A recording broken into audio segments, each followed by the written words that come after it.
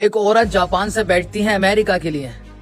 जैसे ही वो America airport पे लैंड करती हैं, जब इमिग्रेशन वाले सेक्शन पे जब वो पहुंचती हैं तो सिक्योरिटी उनसे उनका पासपोर्ट मांगती है। जैसे ही वो अपना पासपोर्ट देती हैं तो उस पासपोर्ट पे लिखा होता है टोरेंजा कंट्री।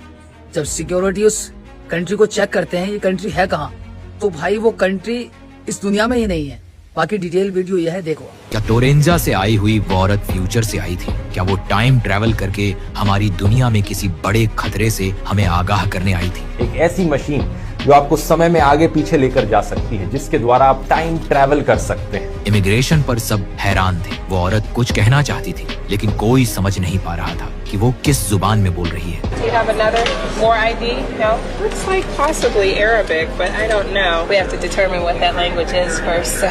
उसके अल्फाज कुछ अरबी जैसे थे लेकिन फिर भी अजनबी, जैसे किसी और दौर से आए हों। Las paredes son blancas. Officer कहते हैं उसकी आंखों में घबराहट थी, जैसे वो किसी वार्निंग के साथ आई हो। लेकिन जब किसी ने समझा नहीं वो चुप हो गई। एक्सपर्ट्स का कहना है कि टोरेंजा कोई मुल्क नहीं बल्कि फ्यूचर की एक जगह हो सकती है, एक दुनिया जो अभी बनी ही नहीं। और अगर ऐसा है तो इसका मतलब टाइम ट्रैवल मुमकिन है। साइंस की नई थ्योरीज के मुताबिक वक्त का सिस्टम सीधा नहीं गोल है और कुछ लोग वक्त के बीच से गुजरकर आगे या पीछे जा सकते हैं। क्या ये औरत उन्हीं में से एक थी जो किसी मिशन पर आई थी ताकि हमें किसी आने वाली तबाही के बारे में चेतावनी दे सके? क्योंकि एक्सपर्ट्स कहते हैं टोरेंजा शायद एक ऐसी जगह है जो सिर्फ फ्यूचर में मौजूद है। कुछ लोग कहते हैं जब उसे महसूस हुआ कि कोई भी उसकी बात नहीं समझ रहा तो उसने कोई डिवाइस या सिग्नल एक्टिवेट किया और एक पल में वो हवा में घुल गई। उसका जिस्म एक ब्राइट फ्लैश के साथ वैनिश हो गया और सिर्फ एक हल्की सी स्टैटिक रह गई, जैसे कोई